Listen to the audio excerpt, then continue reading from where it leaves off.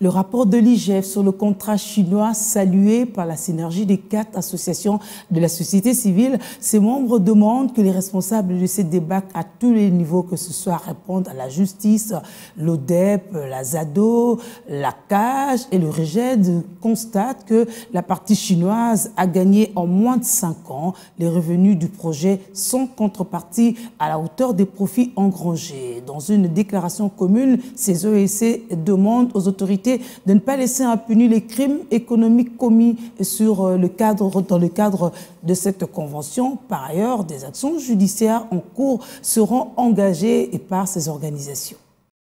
Boulevard Triomphal, 1,2 km de cette route a coûté 36 millions de dollars. 6 km du boulevard du 30 juin a coûté 46 millions de dollars. Pourtant, 1 km de route en République démocratique du Congo s'est négocié officiellement à 1,2 million de dollars, bien que ça soit le plus cher sur le continent. Cette surfacturation qui ne dit pas son nom n'est qu'une illustration de la débâcle constatée par l'IGF sur des dizaines d'infrastructures à réaliser dans le cadre du contrat chinois après 15 ans d'exécution. Rapport qui salue les 4 organisations de la société civile, l'ODEP, la ZADO, la CAGE et le REGED, qui fustigent la complaisance avec laquelle les autorités publiques de l'époque ont négocié cette convention.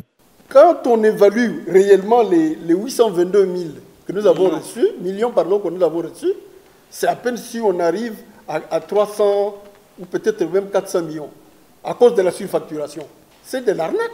Les visionnaires de la révolution de la modernité, avec ces 5 chantiers qui ont envoyé les gens en Chine pour aller négocier ces mauvais contrats. Et donc la responsabilité doit être vraiment établi. Je rêve d'un procès, un grand procès populaire, psychomine, pour que la population congolaise comprenne d'où nous venons et où nous allons.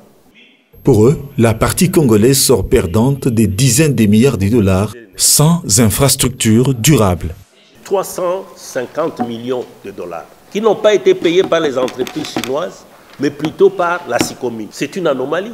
La surfacturation, la sous-facturation, tout cela, ce sont des actes de corruption.